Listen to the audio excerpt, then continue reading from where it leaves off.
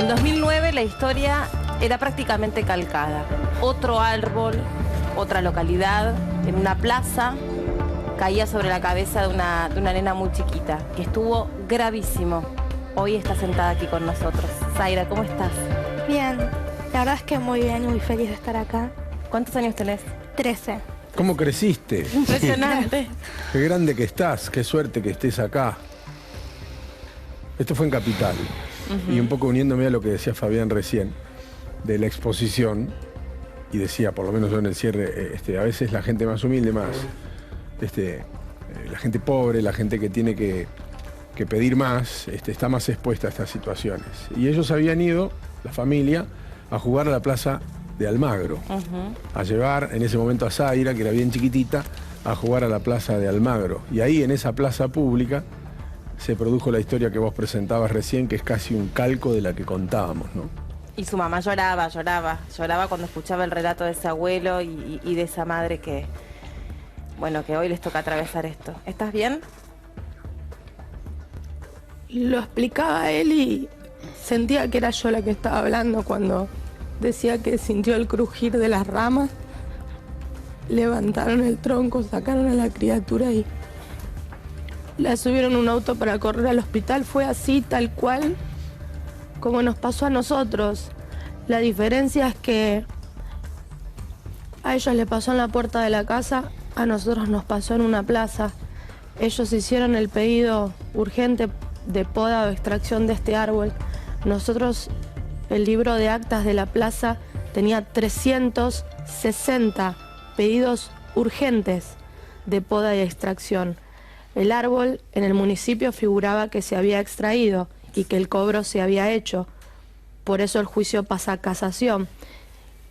Y me pasa de sentir que fallé, que mi lucha no alcanzó. Nosotros logramos desarticular arbolado público, logramos con el juicio marcar jurisprudencia, logramos el censo en Capital Federal, no lo logramos a nivel nacional. Yo siempre estoy, me ocupo, recibo llamadas y se me escapó. ¿Me dejas hacer un punto? Porque nosotros, ¿cuántas veces contamos? Y esto es una anécdota, fíjese la diferencia entre una anécdota y una tragedia. Por el temporal cayeron 8 árboles en Buenos Aires. Vamos al móvil, en vivo. Este árbol que estaba en esta avenida cayó sobre estos 2 autos.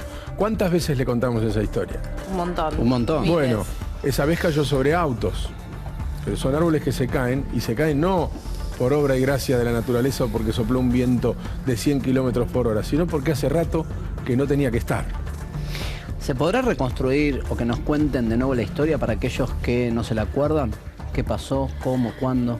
El 1 de diciembre a las 17:30 horas estábamos sentados en los que son las mesas de ajedrez que suelen utilizar los jubilados para jugar el ajedrez, pero que muchas de las un picnic. De las personas que estamos ahí la utilizamos para tomar mate.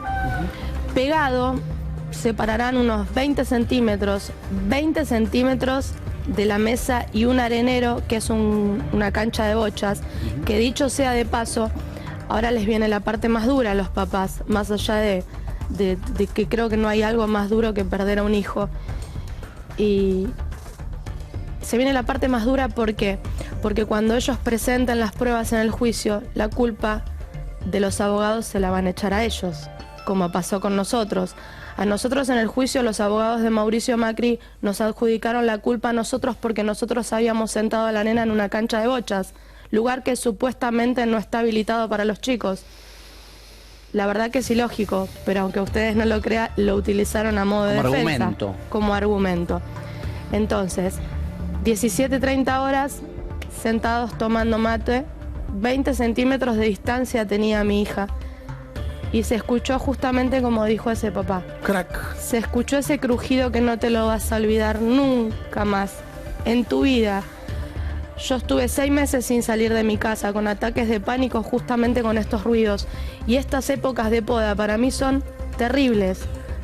En la puerta de casa escuchar el crujir de los árboles cuando los podan y las caídas, a mí me desestabiliza mucho. No, son cosas que uno...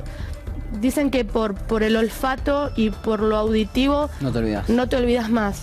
Y es así, no te lo olvidas más. Y entonces cae el árbol sobre... Cae el árbol Zaira. sobre ella. Mi marido se tiró, como dijo él, pero no llegó. Bueno. No llegamos. No, Claro, se tiró para poder rescatarla. Sí. O sea, vieron como caer el árbol, pero el árbol No, cayó fue muy más rápido. Fue escuchar el crujir, levantar la mirada y Y hacer acción ya concretada. tal cual, así fue. Y nada, fue levantar el Zaira, tronco mira, se sonríe. de más de 360 kilos, según las pericias, a una altura de 90 metros, un plátano, que es como un roble, Sí. un árbol que era grado 6 en los legajos de la municipalidad. significa Grado 6 es el grado más peligroso. Que dicho sea de paso, los administrativos que justamente se encargan de pasar estos pedidos no sabían qué significaban los grados, el número que colocaban. Claro. No sabían que era grado. ¿A qué respondía? ¿A qué respondía el grado de peligrosidad, del 1 al 6? El 6 era el más peligroso. Bien. Nosotros Tratan de remover el árbol. quitamos, quitamos, que eso es lo que a mí me causa el desprendimiento de los órganos, el hacer tanta fuerza, y automáticamente la agarramos en brazos y empezamos a correr, a pedir auxilio. En círculo, sí, con la bebé en brazos, ¿eh? Sí, ella tenía 6 años y es muy menudita, era muy chiquitita. Y nada, empezamos a abrir las puertas de los autos, que imagínate, vos ves una madre con una criatura toda ensangrentada encima, la gente alrededor también se asustó mucho. Y Mónica, a quien le agradezco siempre, a Mónica Robles. ¿La ves todavía? Sí, nos vemos. Ahora hace rato que no nos vemos, pero nos vemos. Con nos apellido llevó de árbol. con apellido de árbol, sí. Te llevó en su auto. Nos llevó en su auto, sí, ella estaba con su nietita, un año más grande que mi hija.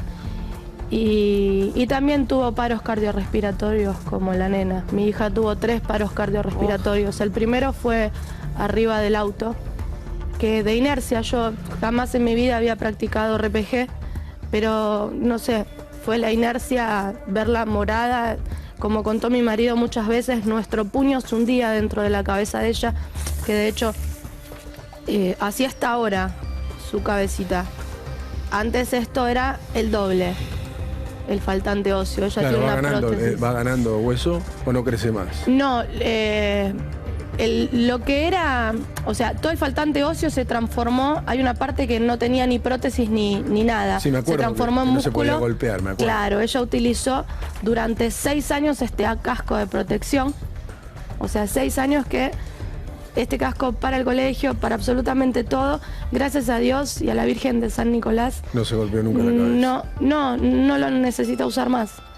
El faltante óseo se transformó en músculo y el músculo se transformó en sólido, que es justamente Qué bueno. esto, que solamente lo que quedó cerrado es con la prótesis, que gracias a Dios tampoco va a ser necesario cambiarla. ¿Cuánto tiempo estuvo internada, Zaira? En 1 mes y medio, 15 días en terapia intensiva, que al segundo día, el 2 de diciembre a las 18 horas, estando mi hija en terapia intensiva, apareció un vocero supuestamente por parte del gobierno de la ciudad ofreciéndonos un cheque en blanco. Yo lo dije varias veces. Las cámaras justo en ese momento no funcionaban, porque en Hospital Gutiérrez hay cámaras, pero justo en ese momento no funcionaban, así que no tenemos esa prueba de que vino este señor a ofrecernos un cheque en blanco. Después sufrimos amenazas cada vez que denunciamos tal o cual cosa. El 10 de octubre del año 2010 nos entran a robar a casa y no nos roban electrodomésticos Me ni acuerdo. computadoras. Nos robaron los papeles que yo el día anterior había denunciado que habían desaparecido dentro de tribunales, el libro de actas, donde figuraba la prueba de los 365 pedidos de poda y extracción. El libro de actas después apareció por arte de magia en el despacho de Diego Santilli. ¿Hubo responsables en lo penal o esto queda en la fase civil? Siempre me queda esa duda. No, lo civil nosotros no, nosotros fuimos por lo penal ¿Y directamente. cuál es el delito ahí? Para que se le endilga a los responsables. ¿Sabes cuál es en lo técnico? Sí.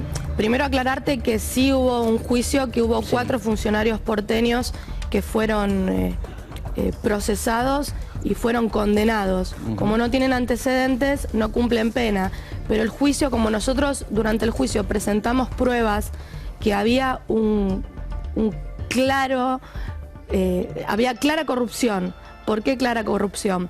Porque habían podas VIP que le daban prioridad y porque habían 4 millones de pesos mensuales que se filtraban en podas, en trabajos que se hicieron pero que en realidad no se hicieron. Se los hacía figurar. Claro, como pasa con las cámaras de seguridad que figuran la mantención en lugares donde no las hay. Y como pasó con este árbol puntual, que figuraba como extraído, como podado y no era el caso.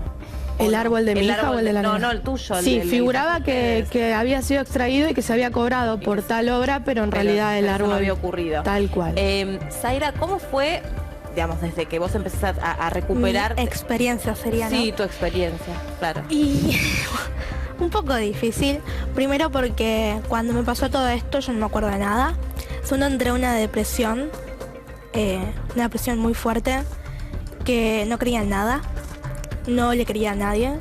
O sea, entré en una depresión que estaba todo feo. Me costó mucho recuperarme.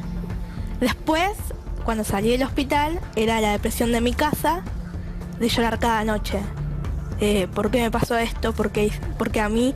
Y después era la vergüenza de tener que usar cosas y no poder hacer lo que los demás hacían. No tenías una vida normal, claro, que otros nenes de tu edad tenían. Tenías que ir a todos lados con eso en la cabeza, los estudios. Yo en el recreo, desde primer grado hasta séptimo grado, los recreos no eran recreos, era biblioteca o aula. ¿Te escondías?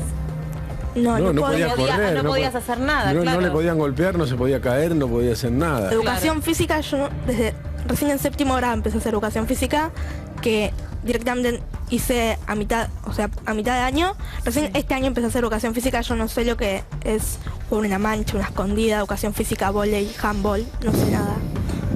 ¿Y cómo haces? ¿Tenés coordinación o no? Claro. Claro, durante muchos años no haber hecho nada, no tenés coordinación. Es de locos. Ahora, vos tuviste que casi empezar de nuevo. ¿Te acordás de todo eso? Porque en realidad una vez que saliste de esta situación tan difícil, no te acordabas casi nada. Claro. Tuviste que aprender todo de nuevo. Algo me acuerdo. Yo estuve en silla de ruedas. La silla de ruedas la dejé cuando me fui de vacaciones a Villa Gesell. Algo me acuerdo, como que no me acuerdo lo que pasó en ese momento del accidente, pero después como que me acuerdo momentos que pasé en el hospital.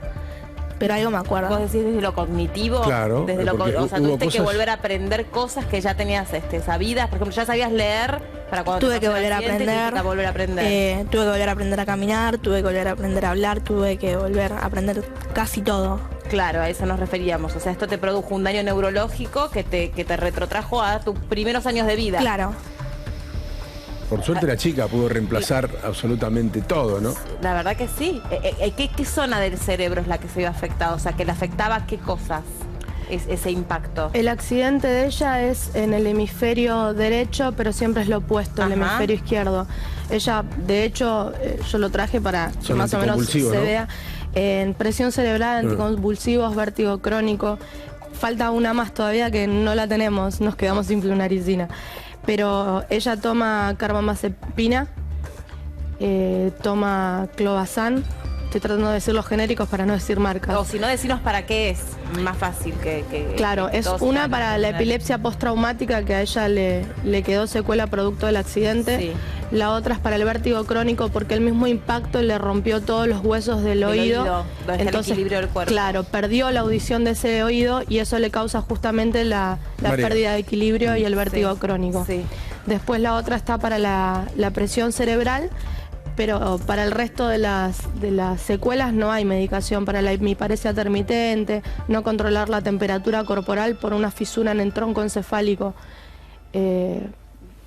Para eso no hay medicación. Todos tratamientos más manuales que otra cosa. ¿Y qué cosas estás haciendo? ¿Qué te gustan hacer hoy? ¿Qué disfrutás? Y actividad física todavía no hago. Voy a empezar a hacer natación, que me ayuda con el vértigo crónico. Empecé hace poquito a hacer salsa, porque me ayuda a la elongación por el tema de mi columna. tengo pensado hacer más actividades, pero por el momento nada más eso.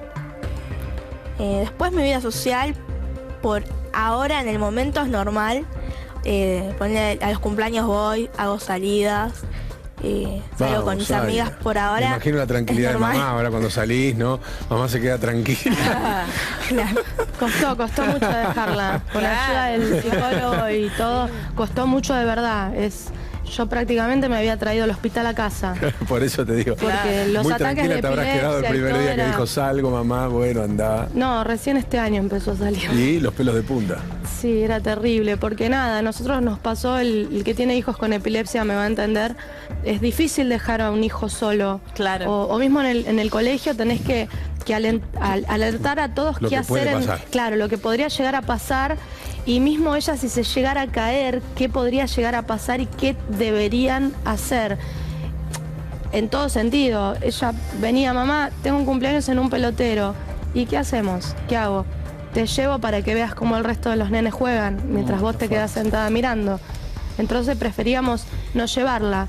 Lo mismo como ella contó, los recreos la pasaba encerrada en el aula, no con todos los chicos, por lo general la pasaba sola o en la biblioteca, y ella sentía que era como un castigo también para ella. Claro, porque encima que me pasó, lo que me esa pasó me restricción excluyen. física termina siendo una restricción naturalmente social. Pero es la más lectora de todos los Este, compañeros. Sos súper culta. Sí, sí. Sos súper culta. Ya debes hablar 18 idiomas. No. ¿Qué te gustaría hacer cuando seas grande? Diputada. Mirá. ¡Epa! Me gusta mucho la política. Y como que con mis amigos como que no se puede hablar, pero me encanta. Es algo que me gusta, me encanta ir a charlas, escuchar el noticiero. Me gusta mucho la política. Ajá. Ya estamos frente a una dirigente juvenil. ¿Por qué no? Vos sabés que a mí me quedó una historia en la cabeza, que ya se la hice contar, pobre, como 3 veces, pero hay detrás de esto una situación, casi diría mística, ¿no? Ah, sí. Que a mí la primera vez que me la contó me resultó muy impresionante porque era mucho más chiquita que ahora. Claramente era el relato de una niña. ¿Cuándo fue? En 2010 te vimos a vos. Pues claro, eso ya hace a los pocos meses Claro, del de lo que accidente. había pasado, y ella tuvo una experiencia alucinante. Pero alucinante, ¿eh? En estado de inconsciencia que después la pudo contar. Y te la había pedido otra vez ahí. Lo lamento muchísimo. Bueno, siempre se la cuento en todos los programas, así que un programa más no está. A ver, Bueno, te escuchamos. cuando yo quedé internada, primero empecé a ver todo negro, blanco. Creo que a cualquiera le pasaría. Pero algo inusual pasó que cuando quedé inconsciente, tuve un sueño. Un sueño sobre el Sagrado Corazón. Ahora ella te lo cuenta así, pero en realidad ella no sabía qué vio. Ella Claro. le cuenta a la madre algo que lo vio que no tenía, en ese momento no tenía nada simbólico, sino que le cuenta algo que vio. A ver, claro. Entonces- vos ahora le pones ese nombre, pero en Esa- ese momento. pero vos contame Claro, qué porque viste yo en ese descubrí momento. que era. ¿Qué viste? A ver. Yo vi a un señor con una túnica, con una barba, que me lleva hacia cierta reja, y cuando yo quiero entrar me empuja. Te y saca ahí, para afuera. claro. Entonces ahí empiezo a escuchar la voz de mi mamá diciéndome que venga, que vuelva, y me despierto. Empezamos a buscar, nada, por curiosidad mamá me trajo estampitas, todo eso, empezamos a buscar. Ese año, o el año que viene, el año siguiente, no me acuerdo, fuimos a San Nicolás.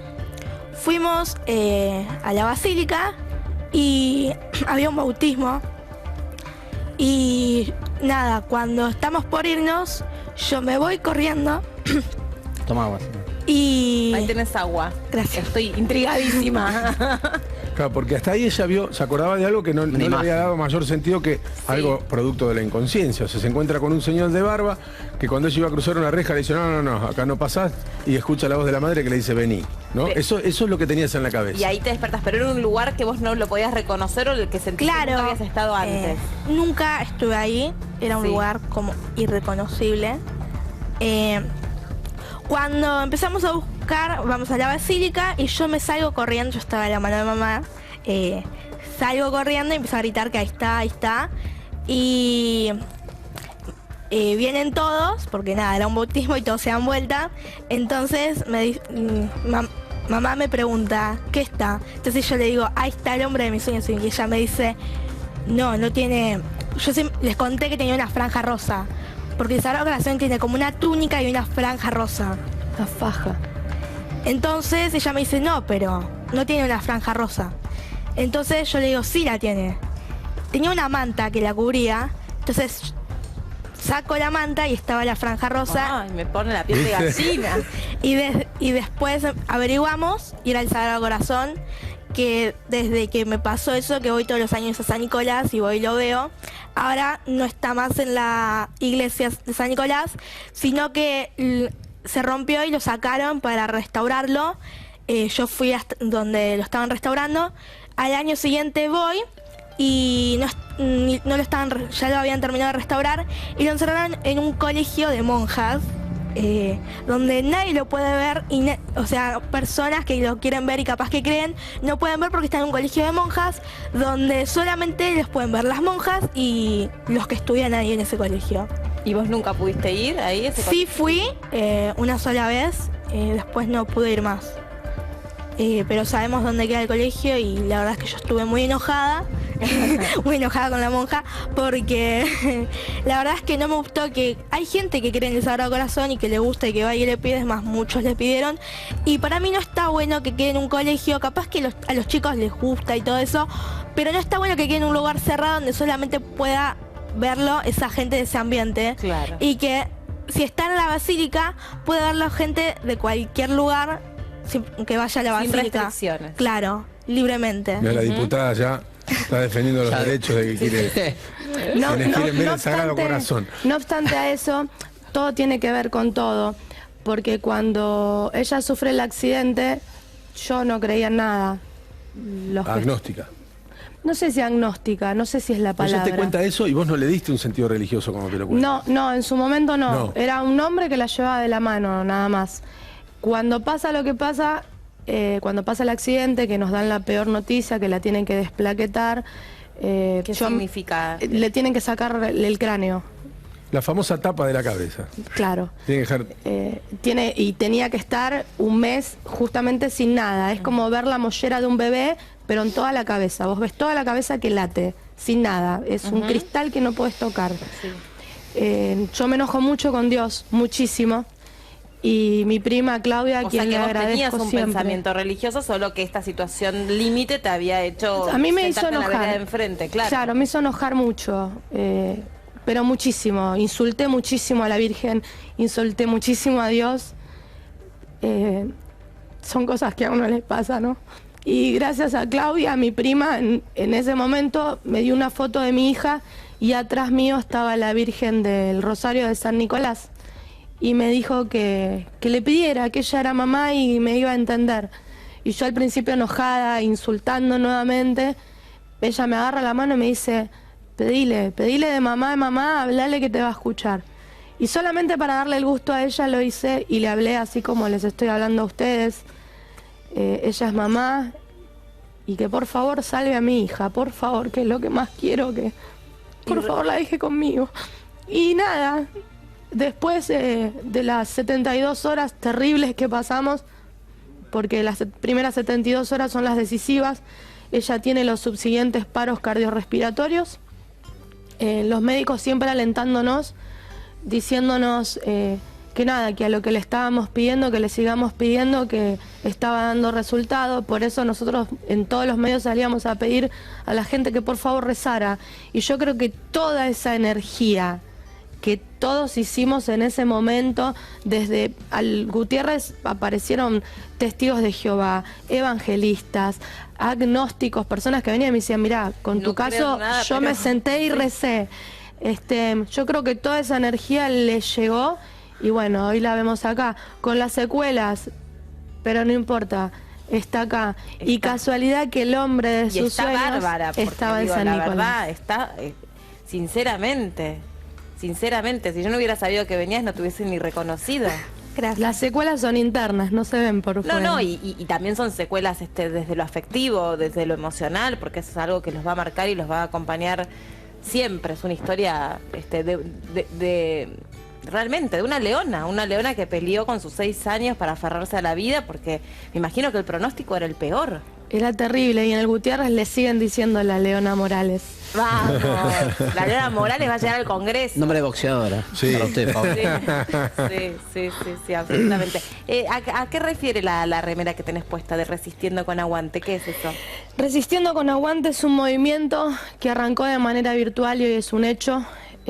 Somos un movimiento político-social que pretendemos justamente cerrar la grieta. Cada vez tomamos más territorio en las calles, hoy somos un hecho, Sí. y estamos separados a nivel Cava, a nivel nacional y por cada municipio, cada comuna, ¿no? Nosotros somos un movimiento equitativo, igualitario, donde no somos ni de un partido ni de otro, no tenemos un líder político, sino la conjunción de ciudadanos por un bien común. Hay alfonsinistas, hay kirchneristas, hay macristas que se arrepintieron de serlo por su voto. Tenemos, aunque vos no lo creas, tenemos Macristas arrepentidos. El nuevo término. Tenemos de izquierda, somos todo un conjunto Yo de vengo arrepentido de ciudadanos. conocer a Pérez Corral. ¿Y hacen acciones especialmente vinculadas a lo que les pasó a ustedes o no, de todo tipo?